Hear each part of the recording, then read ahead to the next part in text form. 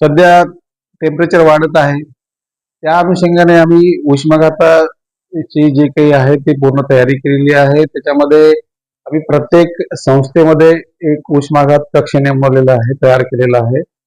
त्या उष्माघात कक्षामध्ये emergency kits, त्याला आपण एपिडेमिक्स किट्स म्हणूया, ते किट्स पण आपण सगळे औषधं, सगळे मेडिसिन, सगळे आयव्ही फ्लुइड्स, जे काही अलाइड औषधोपचार लागतो ते पण रेडी ठेवलेलं आहे. प्रत्येक ठिकाणी आम्ही एक उष्माघातसाठी टीम बनवलेली आहे, सज्ज केलेली आहे.